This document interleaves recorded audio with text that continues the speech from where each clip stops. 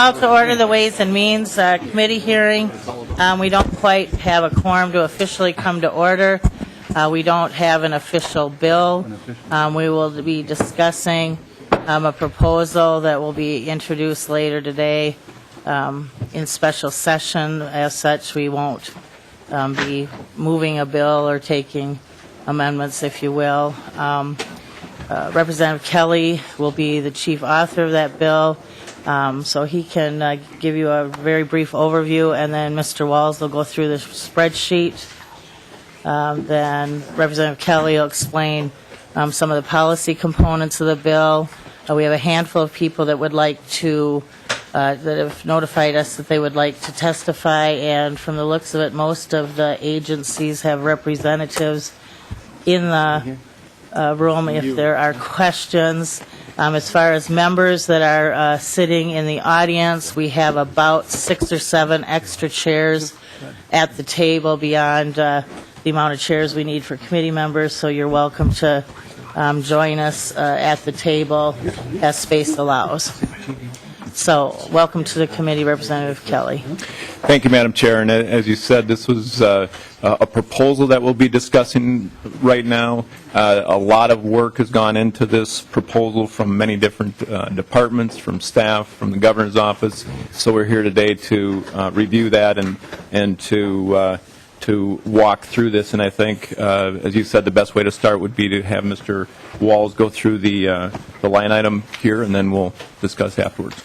Thank you. And as Mr. Walls is coming down, just for a little background, there were 2 working group meetings over the last couple of weeks where we heard testimony from the agencies, the governor's staff, and tried to work out a bill that would meet the needs of the disaster area in the Northeast, the wind-blown area in the Northwest, and some damage that was done in Southeast Minnesota as well. So welcome to the committee, Mr. Walls. If you'll briefly go through the spreadsheet, and if you might make note of expenditures that will either be reimbursed by the feds and or will leverage federal monies.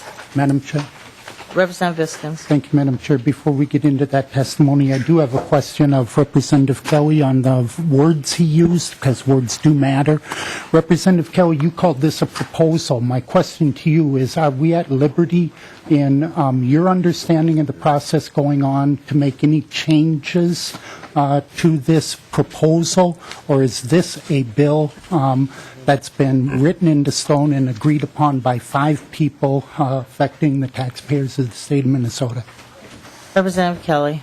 Madam Chair and Representative Biskins, as I said, I look at this as a proposal. This was the work of many, many people over the last several months, patterned after what we've done in the past of 2007 as of late, and to a minor degree 2010. The reason we're here at this committee meeting is to discuss the proposal that has been done by all the different departments, the people of the staff, and again, just to look at how we are going to take care of those affected in the disaster that happened earlier. Representative Biskins. Thank you, Madam Chair. Well, Representative Kelly, I think then your understanding of what's before us and the governor's are completely different. I did hear this morning that the governor has stated that there will be no changes, and he will agree to no changes. So if we attempt to make any changes, if we can think of things that might work out a little better, that would kill the entire deal. So the word proposal and the word deal, I think, are words we're going to have to clarify between now and 2 o'clock when the House meets on the floor.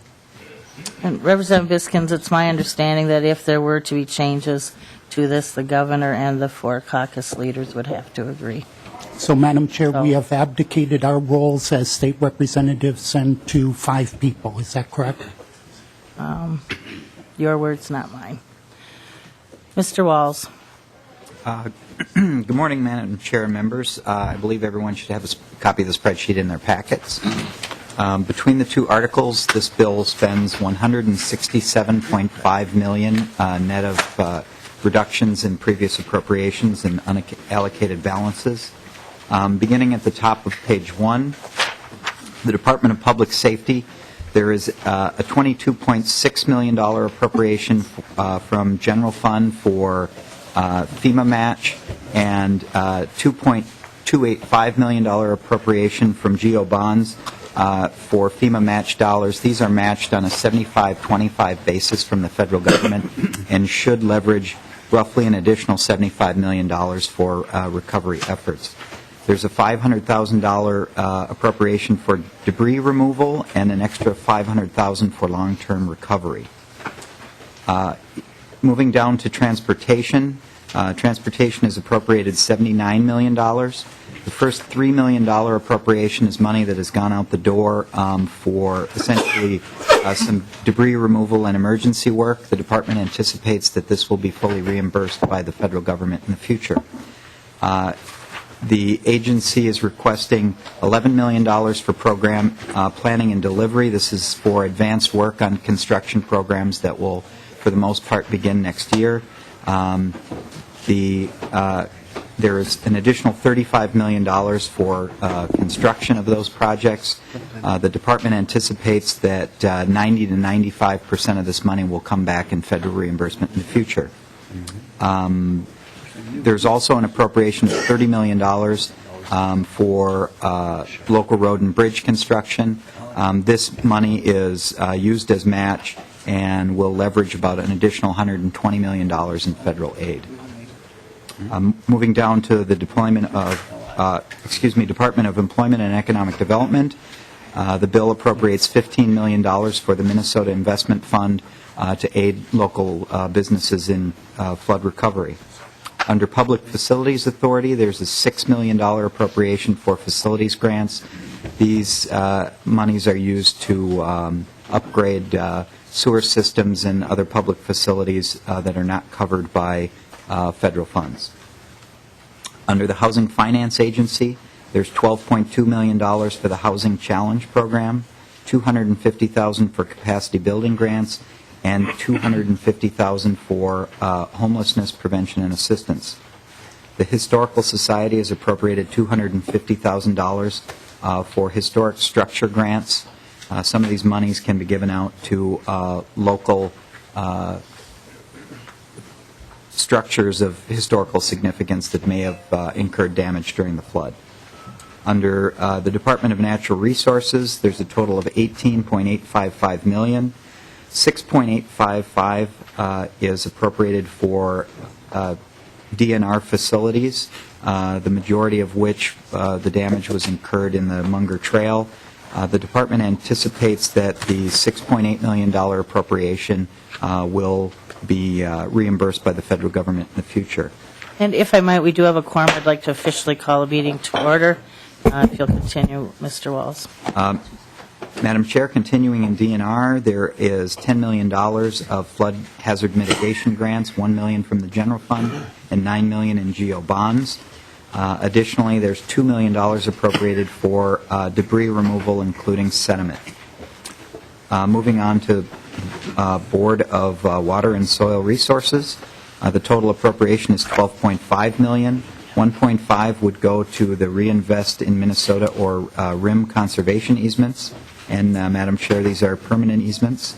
The erosion, sediment, and water quality will receive an $11 million appropriation. Agriculture is appropriated $600,000 for farm assistance. There are some small appropriations under the Department of Education, some enrollment impact aid, I believe that's to the Moose Lake School District, and disaster relief facilities grants of $700,000. The Department of Health will receive $565,000, $222,000 of which will be for behavioral health grants, $302,000 for water systems monitoring, and $41,000 for response. The Pollution Control Agency was given authority to use $100,000 of Petro Fund money for some, looks like building rehabilitation. Madam Chair, those are all of the appropriations that are in Article 1 of the bill. I'm sorry, Madam Chair, there are also an additional $101,000 for bond sale expenses to the Department of Management and Budget. Moving into Article 2. And if you might just real briefly explain the transfers, reductions, and cancellations, what was done with those different funds? Madam Chair, the transfers, reductions, and cancellations section are balances generally from previous disaster appropriations, although they might not all be disaster appropriations, that had unused balances and balances that were not likely to be spent in the future. So those were reduced, canceled, or transferred, and those monies were put to use in this bill. All right, thank you. If I might, Representative Beard. Thank you, Madam Chair. Mr. Walz, the Petro Fund, if I understood right, we actually zeroed that out. There is not $100,000 being transferred there. Please tell me that's the case. Mr. Walz.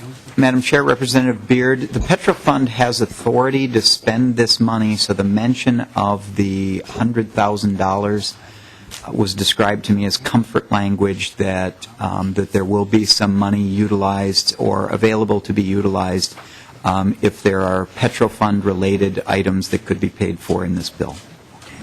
Well, Representative Beard. Madam Chair, in discussions I had yesterday with some of the some other staff members, I think there was discussion about they were going to use this for picking up propane tanks floating down the river or something like that.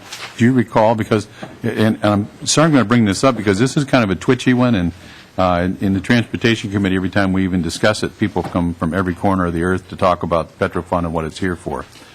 Madam Chair, Representative Mr. Beard, Ross. there had been some discussion of that issue. However, there was no money put for propane tanks into the bill.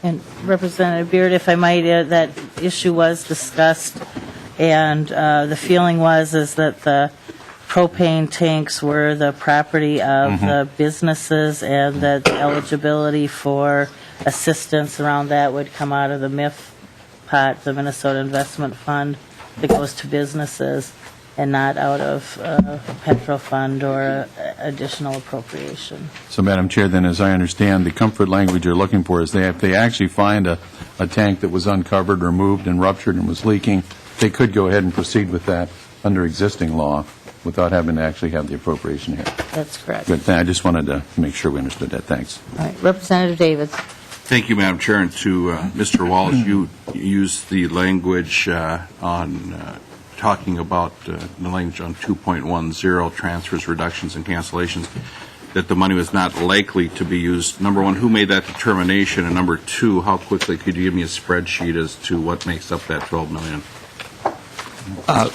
Madam Chair, Walsh. Representative Davids, the items are listed out on line, we may have different copies of the spreadsheet, but on my spreadsheet it's around line 80. These are dollars that essentially the agencies involved, there were dollars for, say, transportation projects that had been overestimated at the time of the passage of the original bill. And so these dollars were items that would cancel because the agency was not suggesting spending the dollars or had projects that could go forward under the original appropriation language. Madam Chair and Mr. Representative Walsh, David. when I asked how quickly could you get it to me, that was freaky fast. All right, Mr. Walls. Madam Chair, continuing into Article 2, which on my spreadsheet begins around line 105, the Department of Public Safety was appropriated $5.8 million for state and local assistance. I believe most of the money is going to be used to reimburse communities for their costs of cleanup of downed trees and power lines. In the natural resources area, there was a total of roughly $2 million appropriated. $994,000 goes to reforestation of some of the downed timber, and $1,075,000 compensates the agency for some lost revenue of the value of timber and money to hold a salvage timber sale. All right. Any questions on the spreadsheet? All right. Representative Kelly. Thank you, Madam Chair. I'd just like to speak briefly to some of the changes as we've gone through, and as we've gone through these disasters in the past, we keep learning as we go. Unfortunately, we understand that we'll probably go through this again in the not too distant future. So a lot of the work that was done in 2007, I believe Representative Plowski did a lot of work in Section 12A, so we keep learning. So if I would like to direct your attention to Section 17, where there are some changes as to, one, how we deliver the aid and who is actually eligible, but the changes here, I have to say, too, are directly out of the, from legislative auditor in their suggestions as to how we can keep improving going forward. In their 2009 report suggested a couple of things. And remember, Section 17 begins on page 12 of the bill. Thank you, Madam Chair. So the first one is assistance, where you have the line item 12.12, says consistent with subdivision 6, all assistance awards under this section must meet the requirements of Section 116J. And this was the logical place to put the language for the assistance awards as opposed to 12A. And as I said, the one change the auditor recommended is to have an account within the Minnesota Investment Fund. And I'm jumping a little bit here, but 12.26 talks about that disaster contingency account.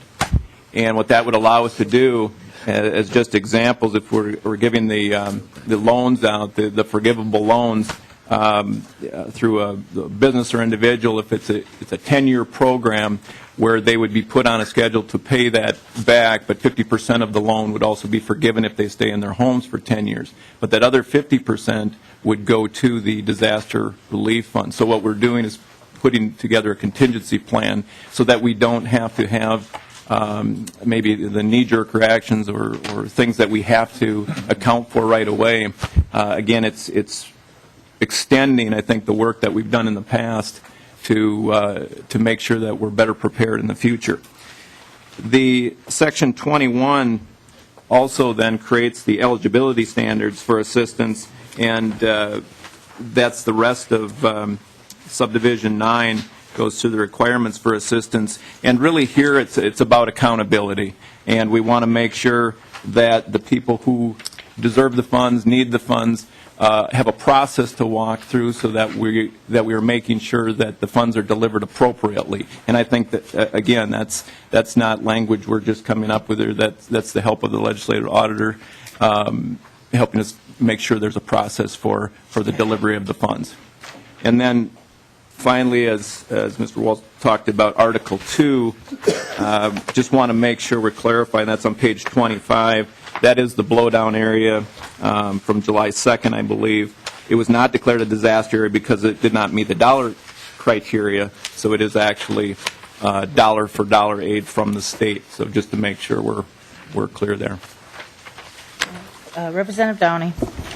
Thank you, Madam Chair. And Representative Kelly, just to clarify, the criteria and the accountability measures that you laid out in those sections on page 12 and 13 and on to page 14, do those apply to every dollar in the bill and the spreadsheet that we just ran through, or are those criteria specific to just one component of the relief?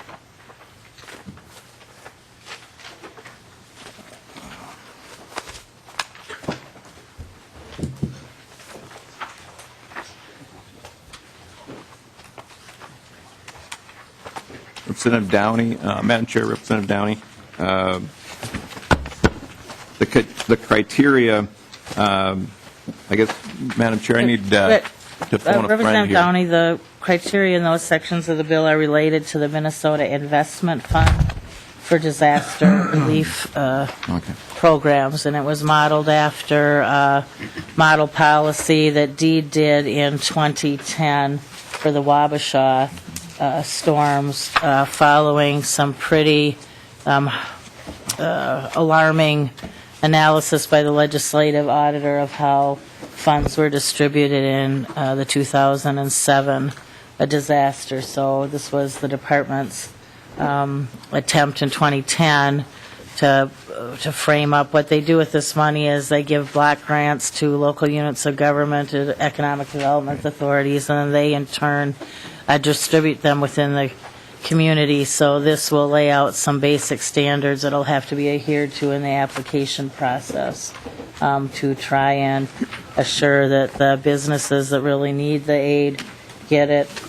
And also, a new component of that is that those that are loans in the true sense of the word loan, the repayment of that would go back to the state, which is a new policy. In the past, the repayment of the disaster loans went back into the community for a second time.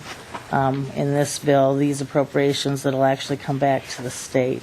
And there is a portion of that money that can be given out as what's called forgivable loans with a 10-year period in which the businesses would have to stay viable and active in the community in order for that to be forgiven. Thank you, Madam Chair, and if I could maybe clarify my question, I should have asked it more precisely. Is it just Section 5, the employment and economic development, the $15 million in that section, or is it every other dollar? We got PFA and housing finance and historical society and natural resources, water and soil resources, et cetera. Will all of those expenditures fall under these same criteria, or is it just the Minnesota Investment Fund, the $15 million for the Minnesota Investment Fund? It is just the $15 million for the Minnesota Investment Thank you, Fund Madam that's Chair. governed by that section of the bill. Madam Chair, Representative Kelly. and you stated it, but I just want to reiterate that the language here was taken specifically from language that we used in 2007, I believe, for disbursement. So that is the process, that is the language that we're using. I'm sorry, Representative. Fabian. Thank you, Madam Chair. Actually, this question is probably for Mr. Walls. I've got a question about line 13 and then also line 39 and 40 on the spreadsheet. You talked about federal reimbursement. There's about 45, or excuse me, line 38. You talked about federal reimbursement there. I'm curious to know what's the basis for his statement that he anticipates that will be reimbursed by the feds, and then also what is the mechanism? So in essence, does that $41 million come off the bottom line at some point in the future? Mr. Walls. Madam Chair, if I understand the question correctly, I think your question as to, say, on line 38, the facility and natural resource damage reimbursement, we asked this question of the agencies, what do you anticipate in reimbursement? And I just gave you their answer. The exact mechanisms, I think, would be a better question for the agencies themselves. Representative Fabian, would you like to hear from the DNR? Basically, what these are guesstimates as far as costs. A large part of this is related to the Munger Trail and the swing bridge at J. Cook State Park, and whether the costs, they are not sure whether they're going to have to keep the same grade, what the culverts have to look like, et cetera, et cetera. So there will be reimbursement by the federal government, depending on whether or not they're deemed historical structures or not. The reimbursement changes. So they're hopeful that the majority of it will be reimbursed, but until they actually work their way all the way through the process with the exact costs, et cetera, they won't know the exact dollar. If it is money that was bonded for a particular project, state bonded, and the federal money comes back, it goes towards those bond costs. In the case of like transportation, when they repay money, it goes back into the Trunk Highway Fund and is then distributed across the whole state. Thank you. So, Representative Reiner. Thank you, Madam Chair. Representative Kelly, would you just speak briefly to Section 10, Bowser, particularly the wetland conservation procedures, the discussion of developing alternative standards and procedures, to temporarily be used? Can you just elucidate that a little bit? Representative Kelly. Thank you, Madam Chair. Would you like somebody from Bowser to come speak to that? I guess that'd be best. All right. I think we're going to have somebody, it looks like,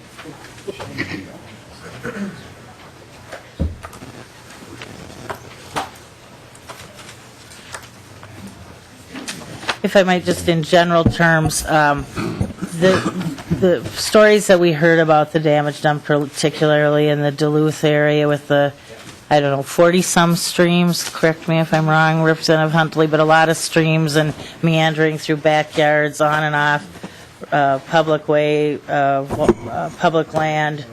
Sometimes there's no easements. Sometimes in the case of this flood, the location of the drainage way actually completely changed, and they might not be able to change it back.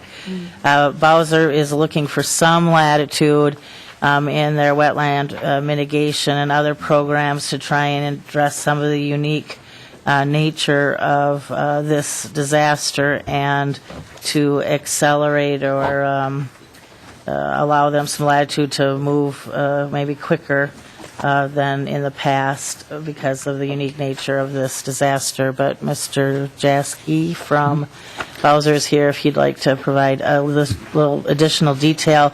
And this language applies only to this particular funding, so it's not applied outside of this disaster and these pots of money. Welcome to the committee. If you'll state your name for the record, please. Thank you, Madam Chair. John Jaski, Director, Board of Water and Soil Resources. I'm going to give a quick description of the rationale behind line 9.18 through 9.25 is what you're looking for. Yes, okay. please. Yes, you described it pretty well. Northeastern Minnesota, around Duluth in particular, we've got high-velocity flows that came through those. I think there's about 40 streams that run through that community, and the folks here from Duluth can probably give you the more precise estimates. But many of them, maybe all of them, flow in and around and through wetlands we call riparian wetlands that are adjacent to these streams, and certainly these streams are all going to need a good bit of restoration.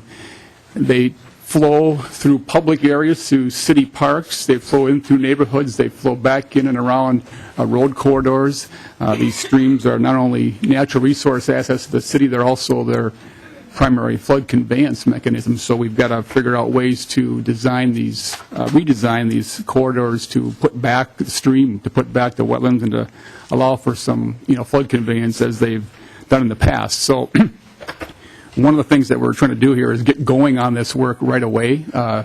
There's only a couple of months, maybe a few months left in the construction season. We want to make sure we get going on that as fast as possible.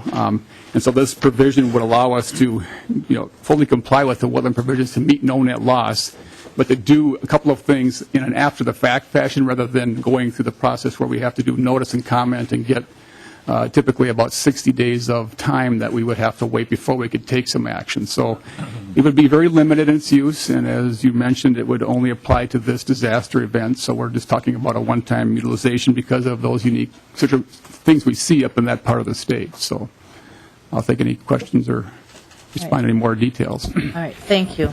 Representative Hamilton. Oh, I'm sorry, I didn't have my glasses on. Representative Hornstein. Thank you very much. It's an age. That's how bad my eyesight is without my glasses. and Mr. Smith writes about this big too. So. Well, thank you, Madam Chair. And Mr. Jaski, I just have a question about that 60-day notice piece that you mentioned. And I'm not objecting it still. I just want some clarification. How will the public then be able to participate in this? Because you had mentioned that you're waiving a number of public comment provisions that are normally applicable in the situation. So if there are concerns of citizens, private landowners, public entities, have concerns and want to weigh in on this, what then is the process if this is waived? Okay. Mr. Jaski. Madam Chair, Representative Hornstein, the process will still involve a review and comment period. It's just that they will begin some of the work simultaneously with the notice and comment period, just because if we wait, we will lose the opportunity to fix these situations. It will be very limited. We will publish in the State Register the processes that will be used. We'll also put it on our website immediately, the processes that will be followed. There's three areas that we believe will be most relevant. Number one, we're going to have some amount of debris that's going to need to be either removed from or stored in these areas that are adjacent to the streams while we move construction equipment in and out, possibly even access roads to get backhoes and things into areas that are very unstable at this point in time. Secondly, we don't know in some cases where the wetlands were or where the stream was. We're going to have to redesign these corridors to fit the stream back into that blown out corridor, and the wetlands will be built in and around those areas. And thirdly, we will make sure that all the wetlands are replaced that were once there, meeting that known net law standard, but that we probably won't be able to do that at the same time or prior to. We're going to be doing it either the same time or after the fact, and that's the one thing that is different about these provisions from the ordinary circumstances we use under the current law. Representative Hornstein. Thank you, Madam Chair. Just one last question, Mr. Jaski. So if it's normally a 60-day notice period, how many days will the public have an opportunity to respond to whatever plans you're making for this very extensive set of issues that you laid out? Mr. Jaski. Madam Chair, Representative Hornstein, we're proposing that the work that's prescribed will be noticed to the public within 120 days of their commencement of the work. So within 120 days, they have to do something to let people know what they're doing. And we expect it'll be sooner than that, but that'll be the maximum time frame that'll be allowed, is the way we're proposing it. Then how much time will the public have to respond after you notice that? Mr. Jaski. Madam Chair, Representative, they will still have the 60-day normal processes. It will just start later than it would under the normal circumstances. Okay, thank you. To this point, Thank you, Madam Chair. Director Jaski, you will utilize right now, though, I understand the importance of this flexibility, and your agency has done a good job, and so I feel comfortable granting this. But you will work with DNR because they may have, some of their people may have some historical knowledge. And then also, it's my hope, the Trout Association, Mr. Lincheski has been very active, and I would imagine they have members there that would be helpful potentially at the recreation of knowing what was there. And I understand we have to get that equipment in there. I think the importance of this legislation is so you can do some protection this year before they're susceptible to the snow from this winter and the spring rush. So I think it's very good you're asking for this, but I want to make sure, even though you are going to have to do the timelines, don't necessarily require you, but you will bring folks involved in the discussion, or you already have. That's my question. Mr. Jaski. Yeah, Madam Chair, Representative McNamara, yes, in fact, the City of Duluth actually has been taking a leadership role in this. They've convened a group of their staff, along with DNR staff, Board of Water and Soil Resources staff, Soil and Water Conservation District staff, to start looking at these sites already. And not only do we got to figure out the solution from a biological, fish habitat, and an engineering perspective, but we've got to make sure we put the money to these projects in a way that will maximize the federal contribution. So there's going to be a very important and careful assessment and communication that's going to be needed, not only for the next couple of months, but for probably a year or two down the road, because we can't get all of these things completed in the next few months. We need to stabilize them, as you said, to be ready for the snow melt that we expect to happen, come spring. Representative Huntley. Well, Madam Chair, I hate to add a little humor to something this serious, but in the debris removal, there's a Lester River runs into Lake Superior at about 70 Avenue East, and there is now a new sandbar out in front of this river that is in a perfect crescent shape and it's become a major tourist attraction. And you have to walk through about 10 feet of water to get up onto this bank, and people are doing that just so they can. And if you looked at a picture of it from the air, it is a perfect crescent. So if you run out of money for debris removal, maybe that would be one you could save. Well, Madam Chair and Representative Huntley, there will be a lot of places where there will be no work done because nature will have to just heal itself, and that may be a case what you described there, because there won't be enough money to do that, and there won't be enough, reason to do it for any other reason, because of infrastructure protection being the reason we take on these projects in the first place, principally, and natural resource restoration is a secondary consideration. So that one may just stay there. Thank you. Representative Westrom, is your question for Mr. Jaski? It is. Representative Westrom. Madam Chair, thank you. To the issue about the expedited process, is there a model? Have we done this before to know that it can work, or is this the first time that we're trying to do this simultaneously? Mr. Jaski. Madam Chair, Representative Westrom, in the previous flood events in 2007 in the southeast, we did not, because in southeastern Minnesota there are no wetlands. There never really were. The driftless area of the state, the streams are very in size, and we don't have these riparian wetlands adjacent to the streams. In the south central flood that we had in 2010, that was a flood that landed over a very flat topography in most cases, although there were a few places down in the southeast again that got hit that, again, were not places where we have riparian wetlands. So this is a very unique set of circumstances here in Duluth where these stream corridors experience these high velocity flows. And the debris we're talking about is not, beer cans and, trash. This is about actual natural sediment that is either gravel, things that were transported down these corridors that you would never expect under normal circumstances. So we're seeing a very unique set of conditions up there, and it's, again, just in that area where you come off the slope and you got those high velocities and the whole stream corridor was washed out that we'll need to exercise this flexibility. Follow up, Madam Chair. Representative Westrom. So might this be a model in the future if we find that an expedited process can work in harmony with all interests, and might it be something that we could look to in the future if it does work for other private landowners and other parts that sometimes get bogged down by permits and time delays? Is that something we could potentially look at in the future? Mr. Jaski. Madam Chair, Representative Westrom, this is really about an emergency, about a disaster area on a very unique landscape. I wouldn't be able to conjecture what other situations we'd want to use it for, because each one of them is unique, and this is based on personal visits and input from the people who know the most about these areas from that part of the state. And so we believe that this is important to be able to get the best solution to restore those stream corridors in that northeastern area, especially around the Duluth. So I think for this discussion, I leave it at that, because this is where this bill is headed, and this only applies to this disaster declaration area. One last question, Mike. Representative Westrom. So what happens in the process? Is it conceivable that work will be done and then all of a sudden that work will have to be redone or replaced or returned back to the way it was after the hearing process? I wouldn't want to do things twice, but I like the idea of an expedited process in an emergency, and just can you comment on that? Mr. Jaski. Yeah, Madam Chair, Representative Westrom, we will, follow all the laws and requirements, and we have the Corps of Engineers also has permitting authority. The DNR will have permitting authority, as Representative McNamara mentioned. I think there's also, going to be a good bit of view of these things from the city stormwater management perspective. They got to figure out how to fit these streams into their backyards of these homes and their street systems, and so it's going to take biologists, hydrologists, engineers, and city planners all to help us figure out what the best solutions are going to be here. All right, thanks.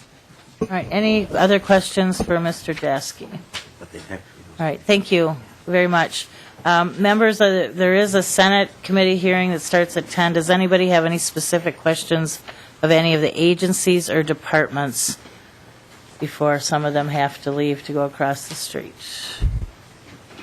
All right, Representative Downey. Thank you, Madam Chair. And this, I think, is a question for Representative Kelly, but maybe Mr. Marks might be able to answer it as well. So I noticed in the appropriations section, Section 2, it does require that any bond proceeds that are distributed have to go to areas that are, or places that are specifically in the presidential declaration of a major disaster. And then the economic development funds are going to be distributed according to the criteria, which, from what I can tell, looks like it has to be also in the area that was affected and federally declared. But it looks like other general fund appropriations maybe don't have to, that they could go to areas outside the FEMA disaster area. Am I reading that incorrectly? And how much of this money could actually go to an area outside the FEMA declared disaster area, if any? Madam Chair. Ms. Novak. Madam Chair and Representative Downey, Section 2, Subdivision 1 controls all of the expenditures in Article 1 of the bill. And so they're all limited to the area that's included in the disaster declaration, and the counties that are included in the disaster declaration are listed in the appendix of the bill summary. And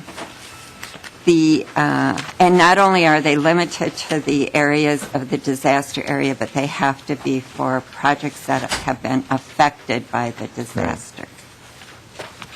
Representative Downey. Thank you, Madam Chair. And that was part two of my question. I believe the term directly and adversely impacted by the floods, I assume that's a well-understood definition, and the agencies and the federal government understand what that means, and we can have comfort that this money is actually going to people directly and adversely impacted. Ms. Novak.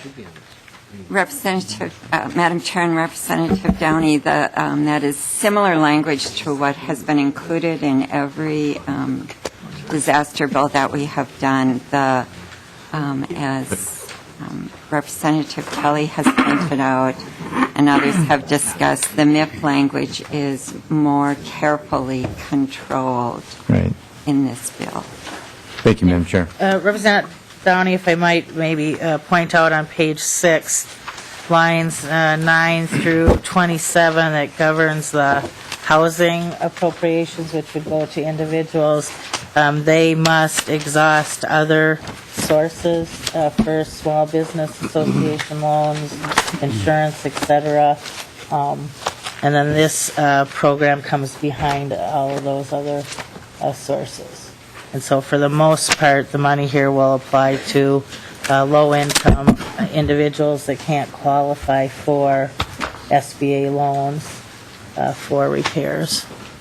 To this point, Representative Biskins? Yes, Madam Chair. To this point, then, Ms. Novak, what is the purpose of the redundancy on page 6, line 16? Ms. Novak.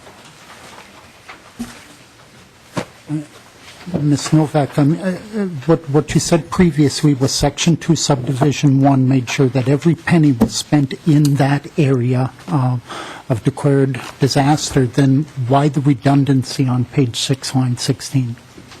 Ms. Novak. Madam Chair and Or is it a redundancy? Representative Biskins, it is a redundancy, and it's not the only one that is in the bill. All right. Well, Madam Chair, thank you, Madam Chair. I think one of the things, if we were able to improve this proposal that the governor says is an agreement, that would be one thing I think we should zero in on, because the case could be made. Here it says it can, here it says it can't. Either the legislature has no clue what they're doing, or they intentionally focus these monies here and not others. So I think that's one of the concerns that I have in putting this together and not being able to make any amendments as we move forward. Thank you. Representative Kiffmeyer. Thank you, Madam Chair. My question pertains to Article 1 on page 2, on line 21. It just might start with some clarification. It says this money could be used to pay state agency staff costs attributed directly to the capital program. And I know that we already have expenditures out of the general fund. So I just wanted to have some clarification. Is this for state agency staff that are already being paid for out of the general fund? I would expect that's already covered. So why would we need to use money to pay them for work they're already being paid for? But maybe there's an explanation to clarify this. Ms. Novak. Madam Chair and Representative Kiffmeyer, this sentence has been included in every bonding bill for the last several rounds of bonding bills, and it's a sentence that is responsive to a finding of the legislative auditor and to bond counsel to clarify the use of bond funds and the allowable use of bond funds.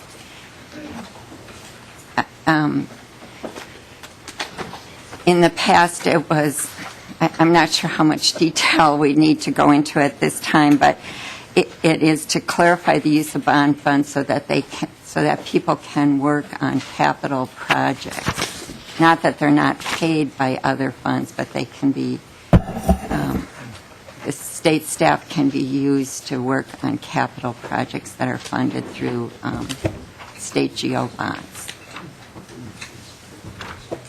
Okay, well, Madam Chair. Representative Kiffmeyer. Okay, maybe I can spend a little more time having a discussion about this, but that's just my only concern. If they're already being paid, if it's a permission that allows them to do so, that's one thing. But this says that the money appropriated may be used to pay their costs. And so maybe Mr. Marks this is not a matter of,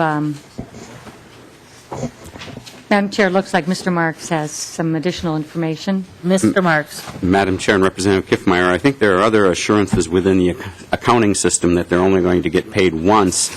But what this would do is if they were working primarily on a project that was funded with bonding, this allows them or allows the agency to pay a portion of all or a portion of their salary with the bond funds if that's allowable. But the accounting system would only allow them to get paid from one source they might be paid, it might be a variety of sources, but if their salary is $50,000, it may come from a variety of sources like 25 from bond funds, 25 from general fund, or some other funds. But I think the assurance I think you're looking for would be within the accounting system. Representative Kiffmeyer. Yeah, thank you, Madam Chair. And that was kind of the clarification that I thought might be there. And I didn't think, because I saw the accordance with accounting policies, but thank you, Mr. Marks. That answers my question. Thank you. All right. Representative Depke, and then we have a number of people that want to testify as well. Yes, Representative Depke. Thank you very much, Madam Chair. I do want to ask on the education part of it, as far as the disaster enrollment, impact aid, and disaster relief facilities. Do we know how many school districts are impacted by the floods and the disaster relief? Representative. And I'm sorry, and Representative Kelly, and who is going to be overseeing this? I see that the money, the $761,000, will be going to the general fund, to the Commissioner of Education, and how are they going to be distributing those funds? Representative Kelly. Madam Chair and Representative Depke, I'm not exactly sure the number of districts, but it does apply the same way must apply to the disaster area. My understanding is the criteria that would be met is if there were families displaced, leave the area, and declining enrollment as a result of that then they could apply to the department to qualify for those dollars. It's also Representative Depke, and if I might, we were given relative to the facility grants, we were given a list of the number of school districts that had responded to the department, and it looks like it's about 12 school districts with various forms of damage to their facilities, of which a lot of it may be covered by insurance and FEMA, and that the appropriation for the $700,000 would be for the match part of the FEMA dollars. And I think the pupil aid is just a best guess. Okay. And if it comes below that, that'll go back, it will remain in the general fund, I assume. As far as the pupil aid, it would remain in the general fund. The appropriation for the disaster relief would sit with the Department of Education, and I bet Representative Pawlowski could correct me if I'm wrong, but I'm betting they can transfer it to other agencies if there's needs in other areas and they have unexpended disaster relief funds under 12A. All right. Thank you. Thank you. All right. At this point, we had a couple of people asked to testify. Representative Murphy has asked to testify, and you were certainly welcome to sit at the table. I don't know if you were here when I made that announcement and chose not to, or came in a little late, but I came late, Madam Chair. I'm sorry. We would have loved to have you at the table. I would have loved to have sat there too, but I didn't want to speed. Oh. Diplomatic immunities.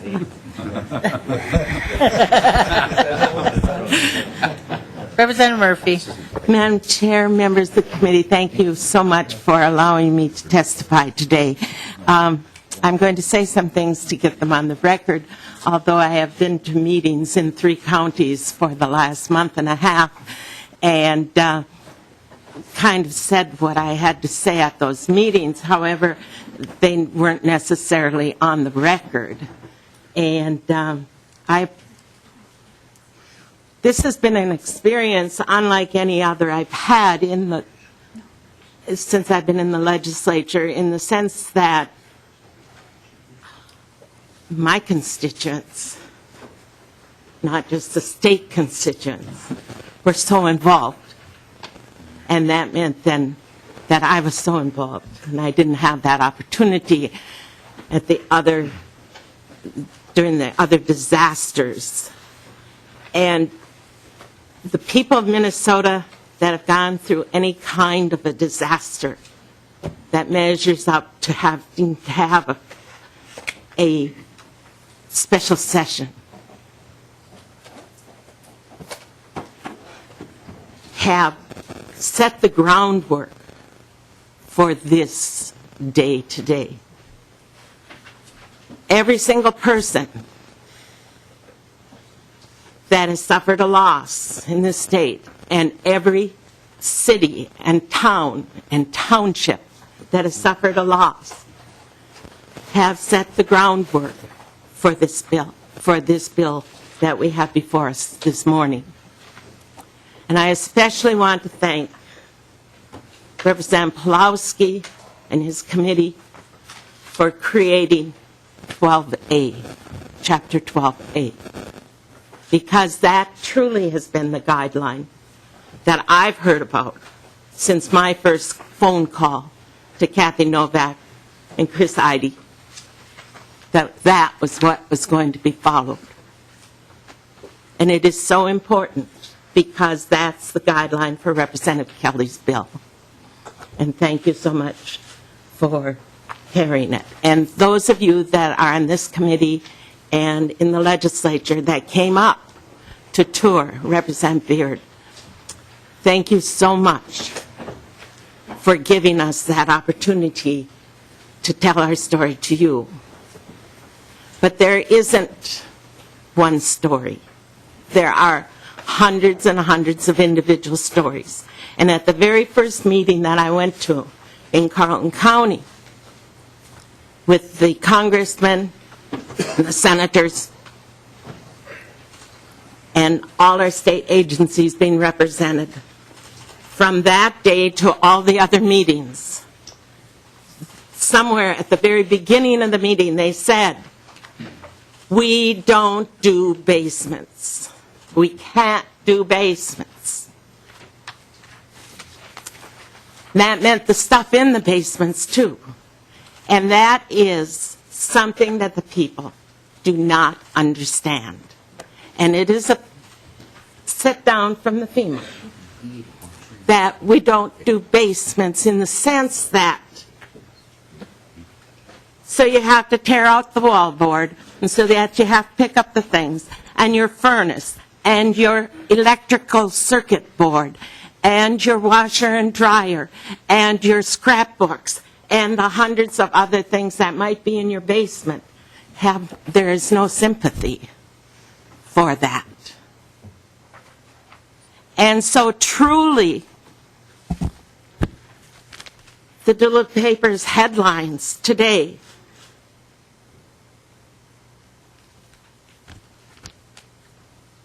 is true. Aid to flood victims hang in session balance. Because the bill that we are considering today covers the broad infrastructure disaster. And the letters that the governor sent for assistance for individuals that were rejected, and the aid or the letter that the governor sent to the small business authorities that was not rejected. And they're taking people's stories and papers right now in the counties that were affected and at the deck in Duluth.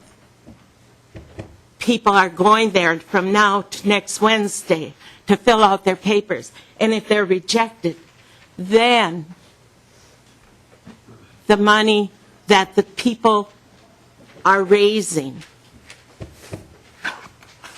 from the goodness of the hearts of Minnesotans and businesses and others will respond to the furnace, the washer and the dryer, the hot water heater, the electrical systems.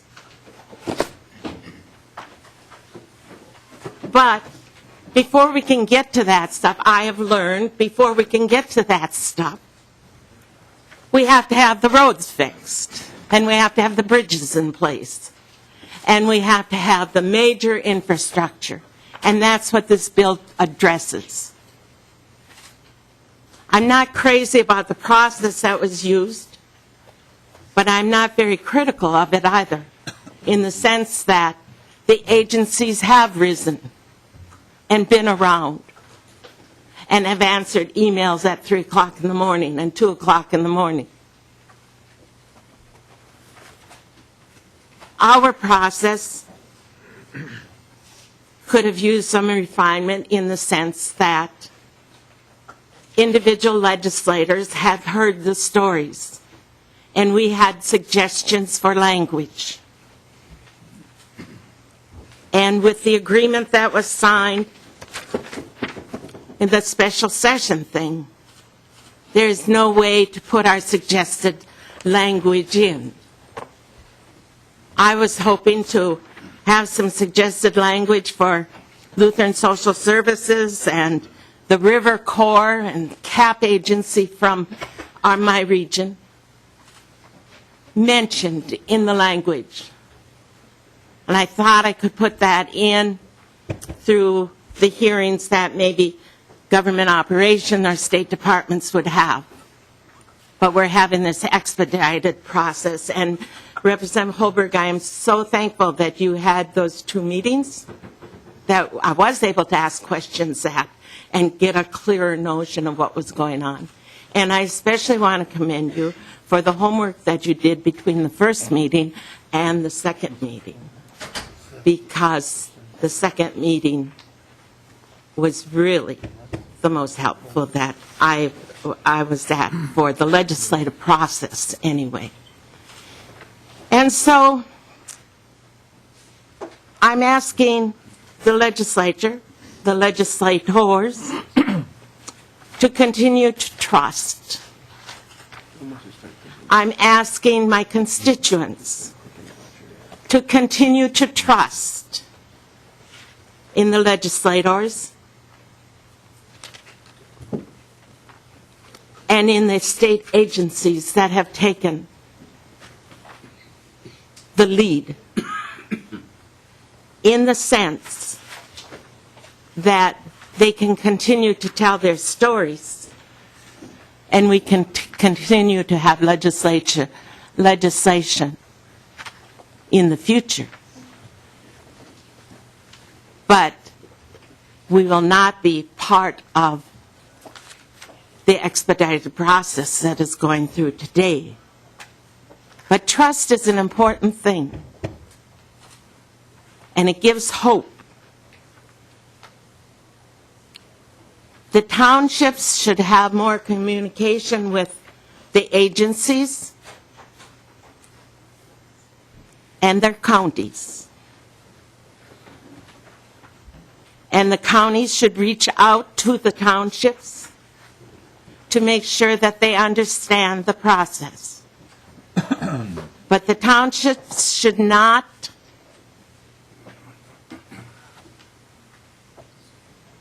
leave any questions unasked when they're having their individual meetings with the FEMA representatives and the county representatives. The people that are concerned about the historical projects that were damaged or blown away should continue going forth and making the needs known that they are interested in continuing dialogue on how they can get the CCC bridges and park structures and they can get those restored to pre-disaster structures at least.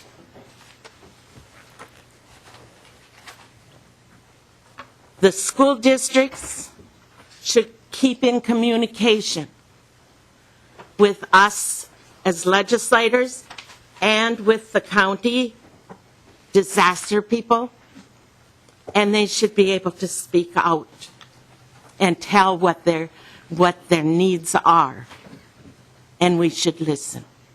I appreciate your time so much. This is an important day.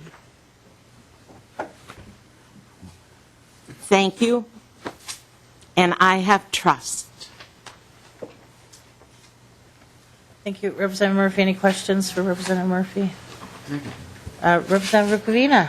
Well, on an unrelated note, Representative Murphy, I want to know how after 26 years of me being here, you look 26 years younger today and I look 26 years older. Can you answer that?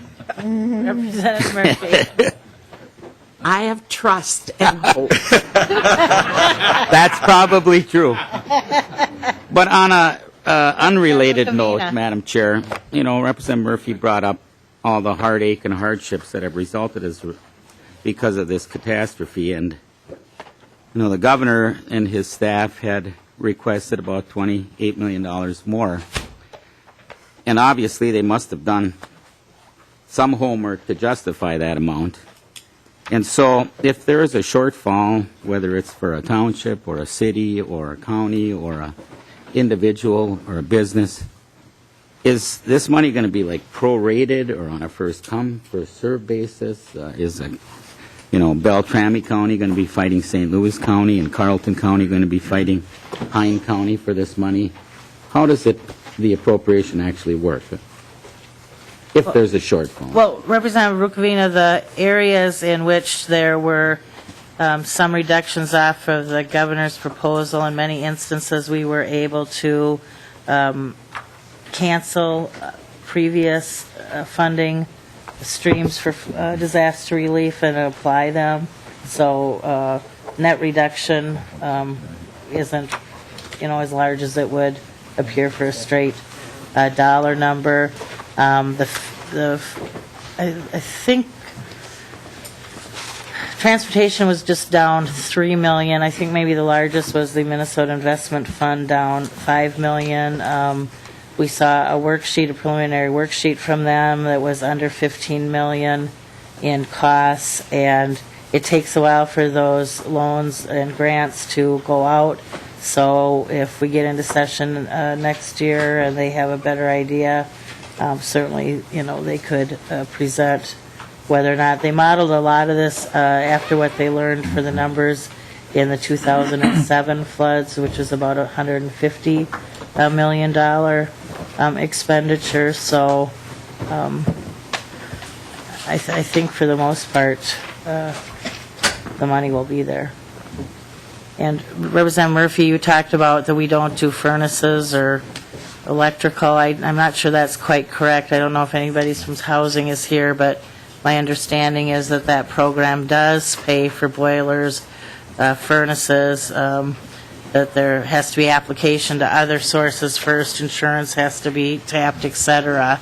But that I remember a conversation where they explained the difference between an electric stove and a gas stove, and that a gas stove was attached and would more likely qualify than an electric stove, but also their willingness to work with electric companies with energy rebate programs that might help individuals and nonprofits. And so I think that once they get their application filled out, that there's a kind of a triage approach to providing help with, so I think it's important that we don't leave the public with the idea that if their furnace was damaged in their basement, that there is no help.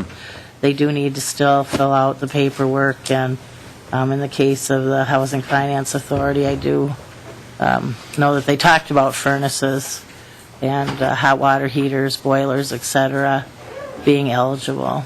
Madam Chair, on that point, I do understand that, and that's part of the frustration in the sense that people don't understand, in the sense they have to be rejected, and then they have to be rejected, and then they can be considered for one thing and another thing and another thing, but in some cases. But also to Representative Rukavina's question, I have learned that these figures to this day, and the site visits are still being taken place to all the neighborhood bridges and washouts and all that kind of stuff. They're all estimates of figures, and so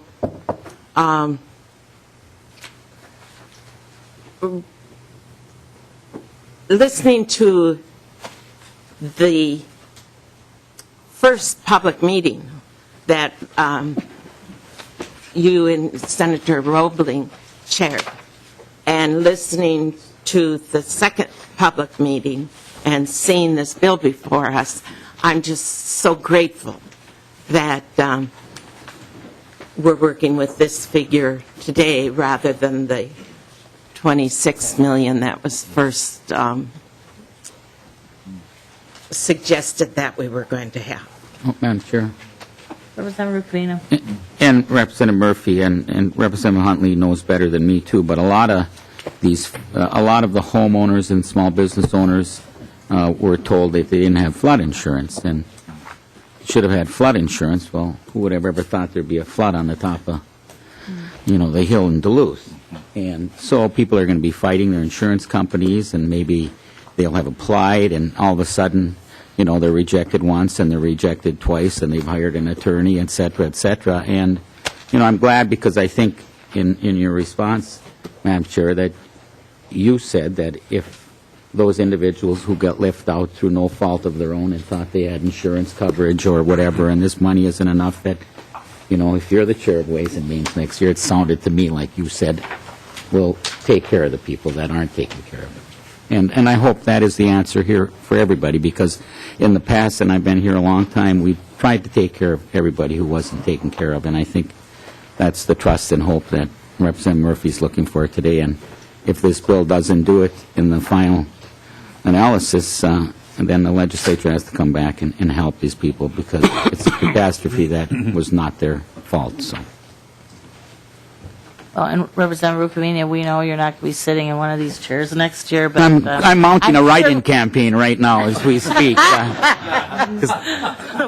But I'm sure we'll probably see you around occasionally if you're not happy about what's going on in your area. So, any questions for Representative Murphy? Thank you.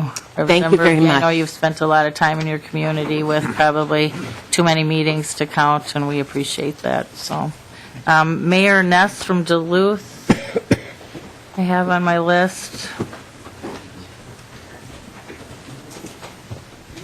You know it. Welcome to the committee, Mayor Ness.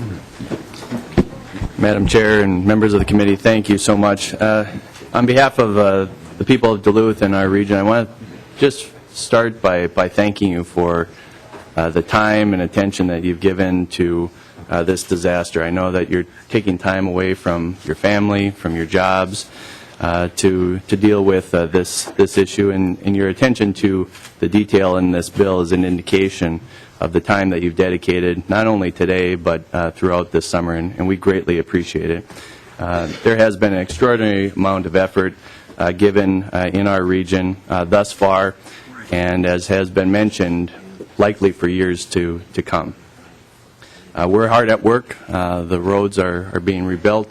We have volunteers in our parks. We have volunteers going into the basements of our seniors to take out much of the material that has been damaged. And we're proud of the effort that has been made. The facts of this matter are there for all to see, and I think I could probably recite them in my sleep at this point. The facts about the storm itself, the damage, and the response. There have been problems to solve, processes to set in place, dealing with the red tape of the federal government and the politics surrounding this, but as I mentioned, we are proud of the work.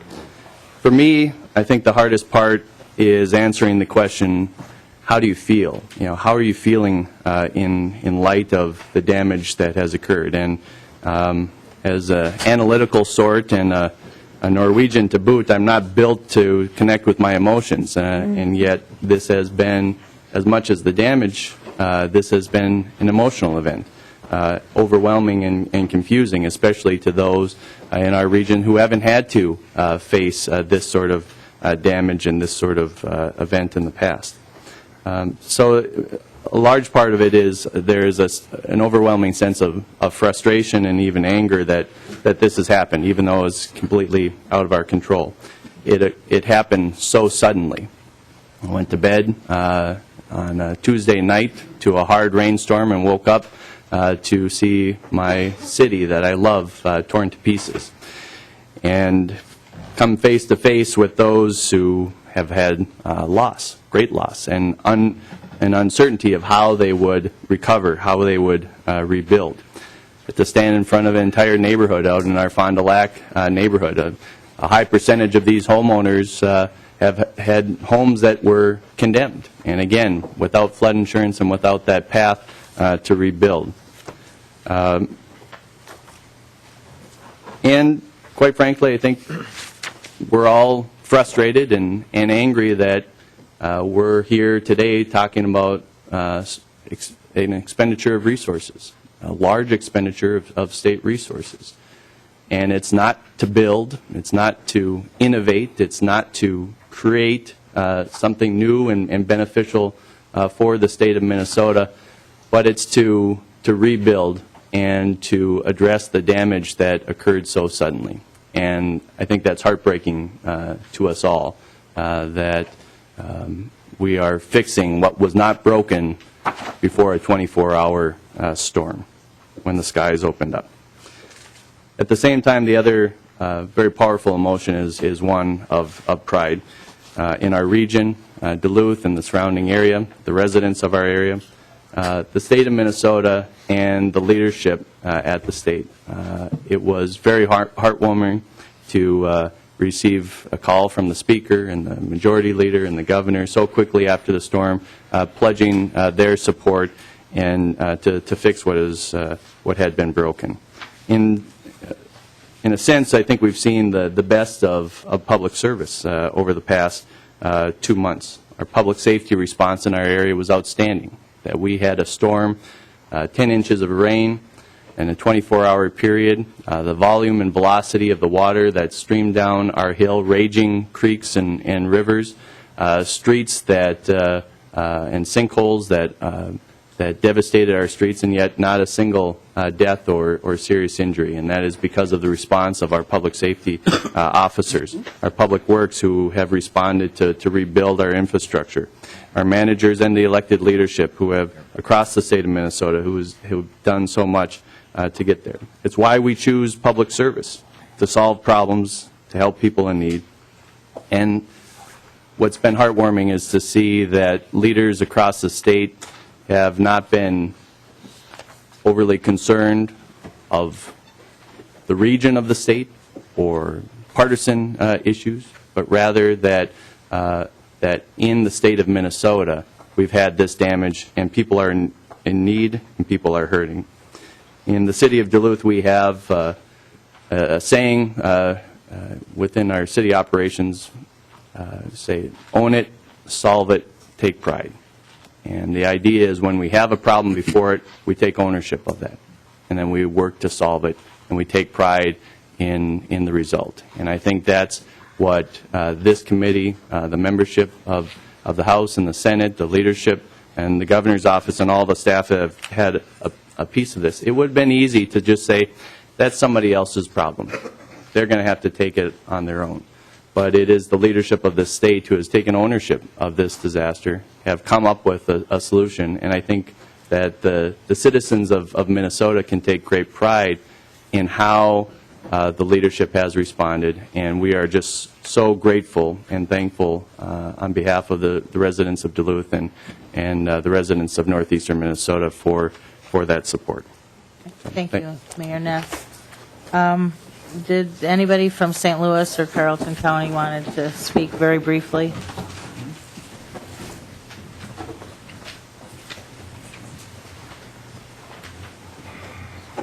Welcome to the committee. If you'll state your name for the record, please. Thank you, Madam Chair.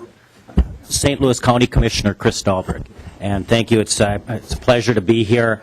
I wanted to start out, Madam Chair, by, again, just reiterating what the mayor of Duluth said. Thank you, thank you, thank you. Thank you to the Madam Chair.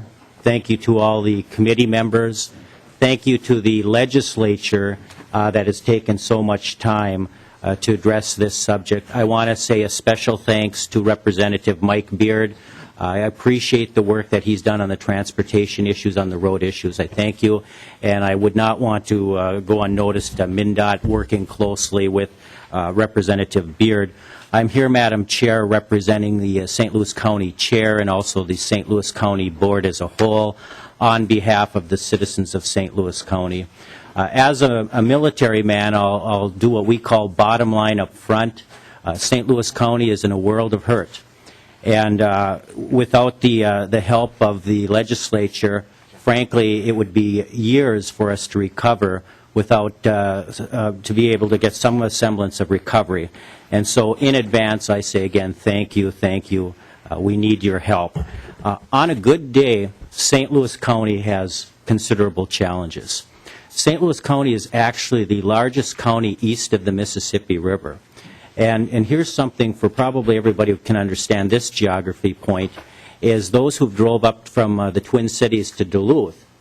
From Duluth to the northernmost part of St. Louis County is the same distance from Duluth down to the Twin Cities. That's how large it is. St. Louis County actually has 3,000 miles of roadway, 1,600 gravel, 1,400 paved. We have 601 bridges. And I'm proud of our Public Works Department in St. Louis County. We've been very, very proactive.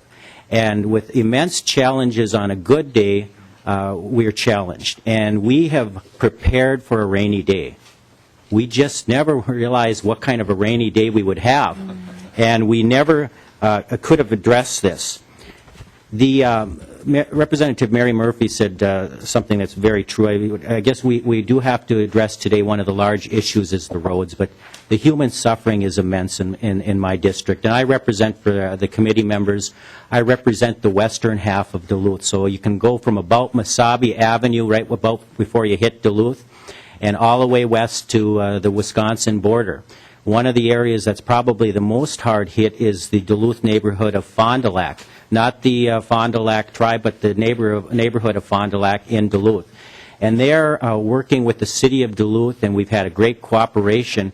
We had to put in 3,300 hours of man hours just with the sheriff to get to the, just to get in and back and forth for the houses. So it's been immense.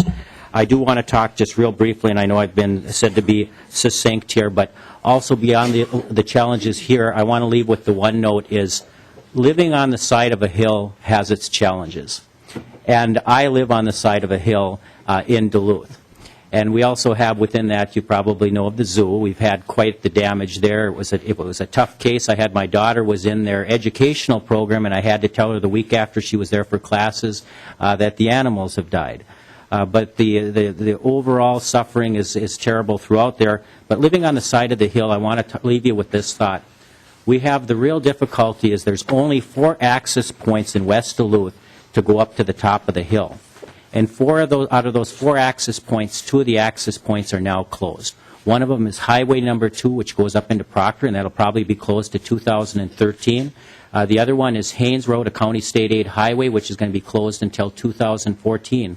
That leaves us with two axes. And one of the ones that we are addressing in here that we have to keep open, though it received extreme emergency flood damage, is Highland. Highland has gone from 3,300 average count a day to 10,000. And that's one that'll be, I won't get more into the details, but I know that it's in there. And leaving you with the final thought is that St. Louis County and its efforts and its transparency, and I think already the mayor said, we're not here today to ask for anything new. We're asking only for repair projects. You can go on the St. Louis County website out of transparency. We put on every single project. It's really got a nice interactive map. You can pull down what the project is, exactly what we're going to do. We have 800 repair projects in St. Louis County. I already told you about what the size is of that. So you can go on there and you can look at the transparency. And finally, I want to finish again with just saying, in advance, I thank you again and again. The need is great, and we appreciate your help. Thank you, Commissioner. And then Mr. Garreau from Carlton County. I'm sorry, Mr. General. My apologies. Welcome to the committee. If you'll state your name for the record, please. Thank you, Madam Chair. Actually, Mr. General had to head over to the Senate side. I'm Greg Berneau. I'm the Carlton County Land Commissioner, also part of the emergency response team for Carlton County. I just want to thank again the legislature for listening to the needs of those of us who are affected by the storm up north.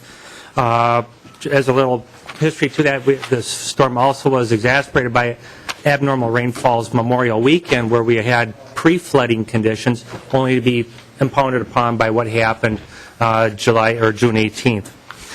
Again, the county, I'm very proud of the people for whom I work. Within the next day, even though the county courthouse was closed by order of the county commissioners, people still showed up to work because I think we all had powdered milk biscuits that morning. You know, it gave us the strength to get up and do what needed to be done.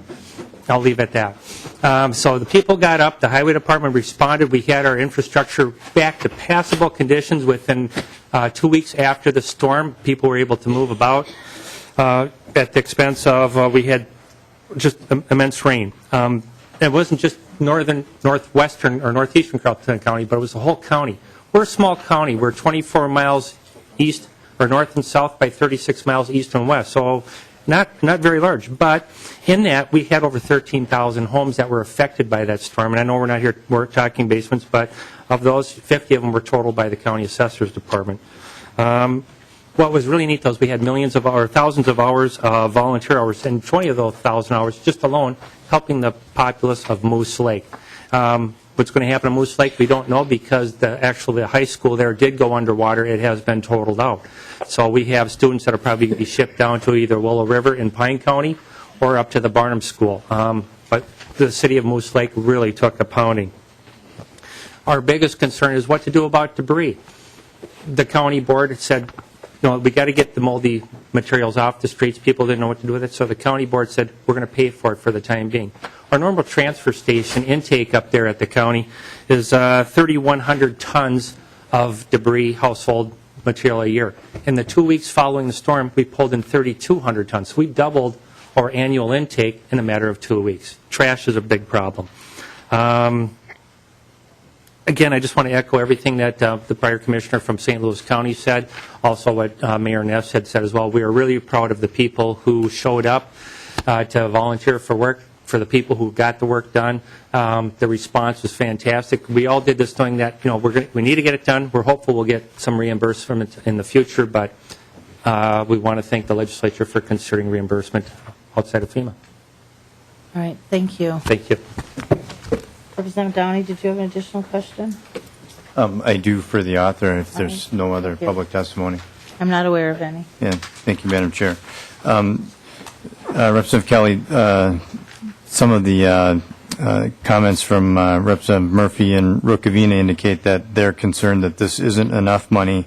I know there's some protections in here for those of us who might be concerned that perhaps there's maybe too much being allocated as well.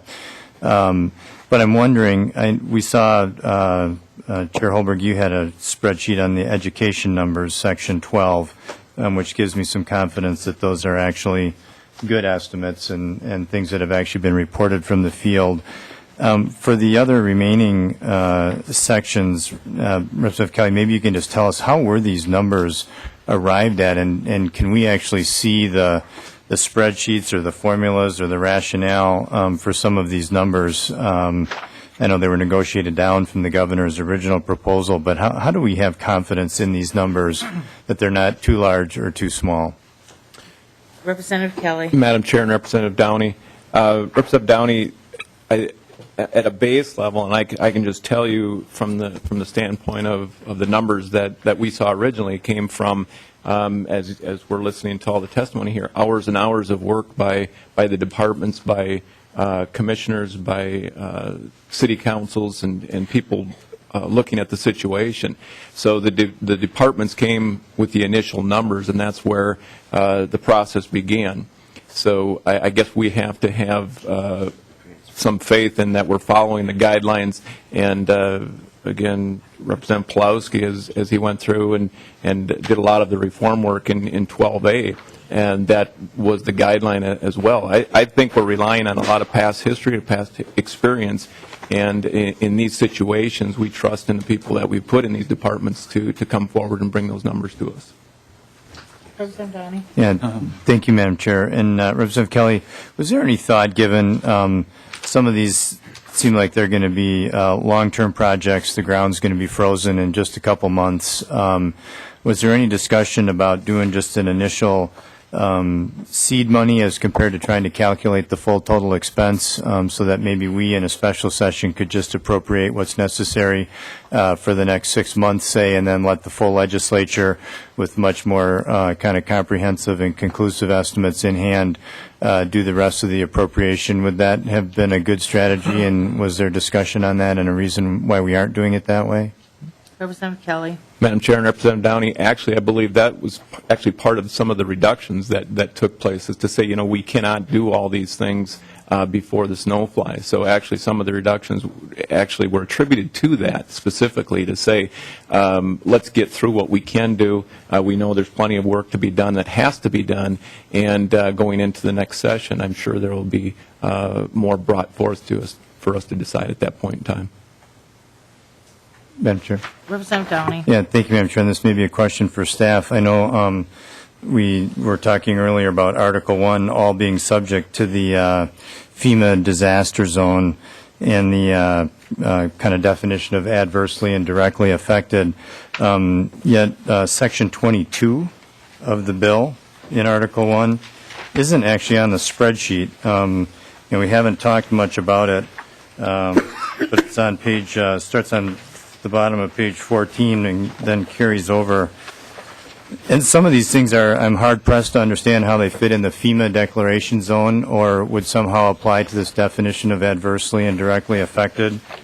We have, almost a little over $6 million, I think, to public television for production and acquisition grants. Am I misunderstanding the sections? Yeah, Representative Downey, unless there's a line underneath it, it's existing law.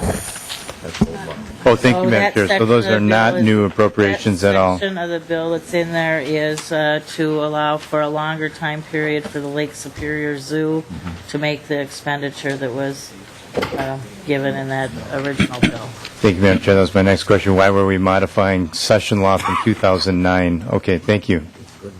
And because current law requires that expended bond funds be canceled in a certain period of time. Representative Carlson. Madam Chair, I was just going to comment with Representative Downey's concern or question about partial appropriation versus the larger one. With various projects, we run into this from time to time in terms of phasing and not phasing. You usually get a better buy if you can issue the entire contract as opposed to doing it piecemeal. And so there are certain advantages to having a realistic number right up front when you sit down and negotiate with contractors.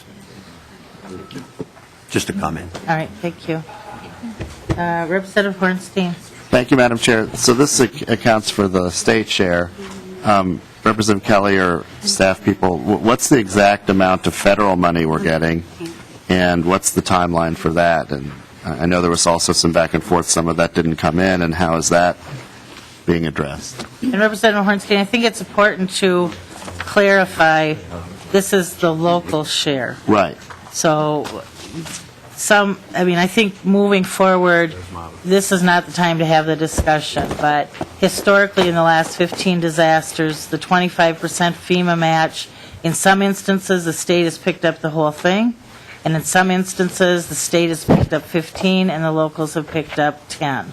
And I think that this body next year should look at putting into place some policies around those issues when there isn't a disaster staring us in the face, and that adhere to them. So if you look at the monies under public safety, a great share of those dollars fall into that 25% category, or the 20% in the case of transportation. But Representative Kelly. Madam Chair, Representative Hornstein, was your question to when will the FEMA dollars actually be delivered and how they'll be delivered? Well, I mean, that's Representative important. Hornstein. Thank you, Madam Chair. That's important, but what's the exact figure that the feds are contributing in terms of this disaster? Would you like Mr. Walls to come down? I think he has kind of the Thank you, Madam total. Chair. Mr. Walls. Madam Chair, Representative Hornstein, I can't reliably give you an exact figure because some of the responses from the agencies was put in terms of anticipated reimbursements. On the first couple lines of the spreadsheet, that's a 25% match, so that will bring in roughly an additional $75 million. The $30 million in local roads is an 80-20 match. That will bring in an estimated $120 million. There are other pots that have been listed as reimbursable by the agencies. I think it's safe to say that it will be in excess of $200 million from the federal government, but how much higher than $200 million, I can't say for certain. Okay. Thank you. Representative Beard. Into the process, Madam Chair. I'll only speak to the Federal Highway Administration portion. Whenever MnDOT makes the estimates on what it's going to be to fix these things, they are just that. They're estimates, and they usually shoot high. Until the contracts actually come in and the work is actually accomplished, in that process, and Representative Hornstein knows this as well, but for the rest of the committee's edification, we actually have to invoice. MnDOT actually has to invoice the Federal Highway Administration, and it can take 4 to 6 years for those invoices and work orders to be closed out. So that's why I think you may have seen a little blurb in the paper here a couple weeks ago. MnDOT just got $11-point-some million back on projects that have been done since 2003 to about 2007. The paperwork finally caught up with the projects. We got our final settlement checks from Federal Highway Administration. This will be happening on these processes too. And just so you know, on the big washouts on Highway 210, I believe it is, those are still in negotiation about how that's going to be fixed, what's going to happen there, and we're not nearly ready to begin encumbering money for that yet. So this process will take a while. The next legislature that comes here on January 8th is going to have a lot of work to do as some of this stuff catches up with the process, I guess I can say. So just Federal Highway Administration can take 4 to 6 years. I don't know what FEMA does, whether it's a matter of weeks or months, but I imagine that process, there's a lot of bureaucrats sitting around making sure that the paperwork is filled out precisely before they cut checks, so it'll take a while.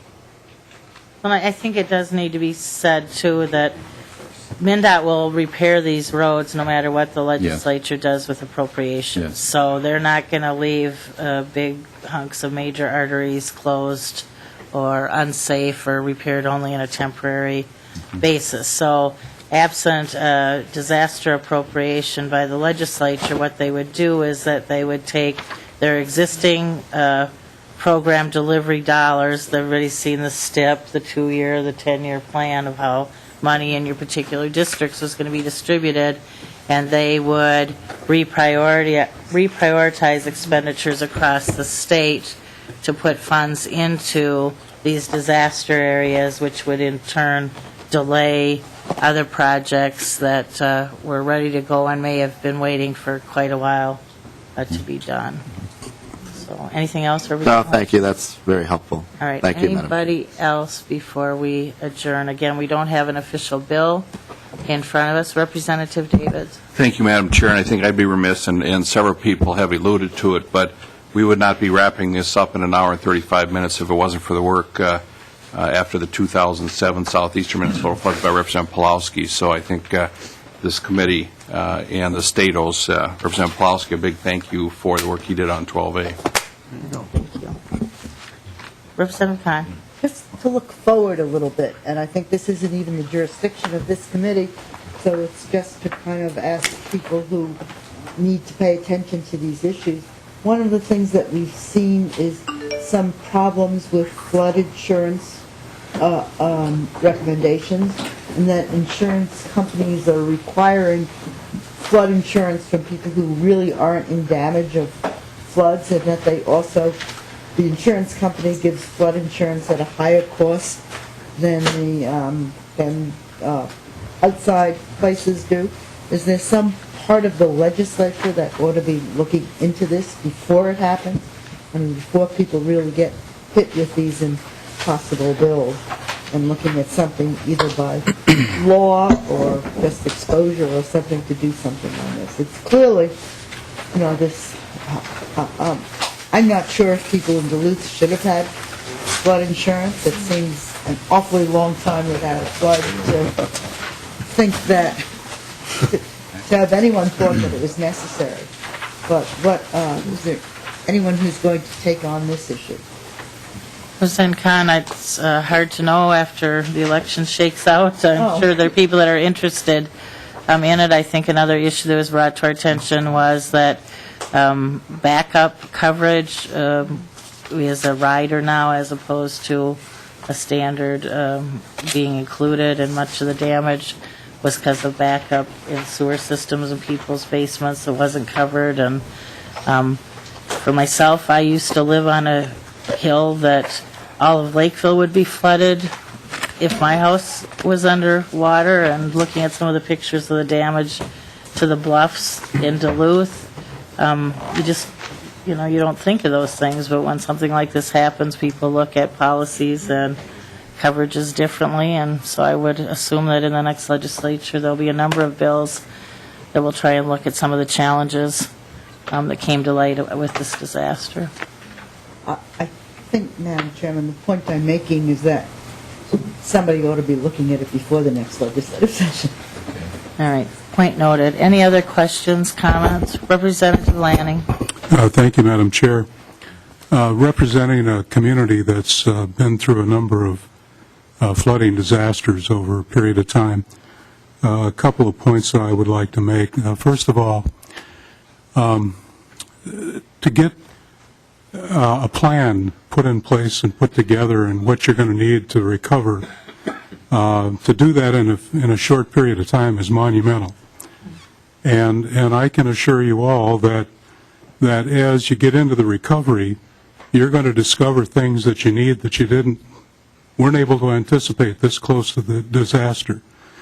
And so we need to understand that, and I'm sure we're going to hear again from the folks up in northeast Minnesota about what they're going to need to really fully recover from this.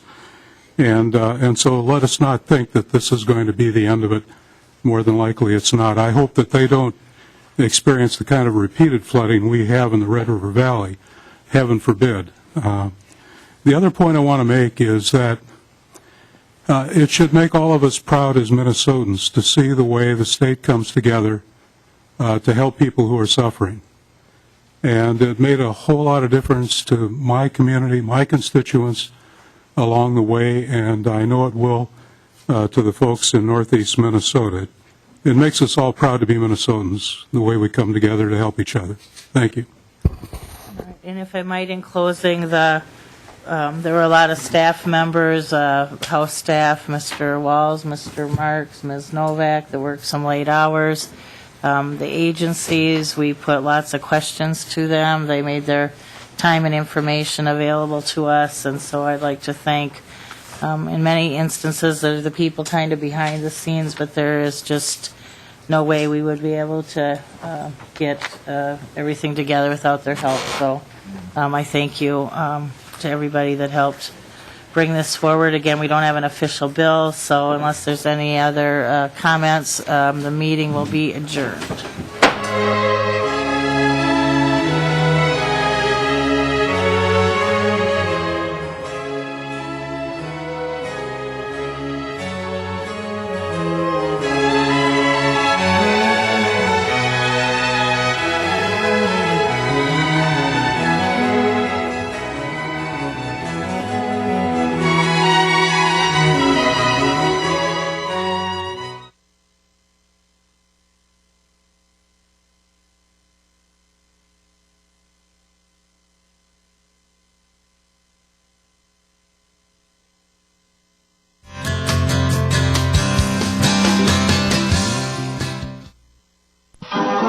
After much anticipation, the 2012 Minnesota State Fair opened its gates to eager fairgoers.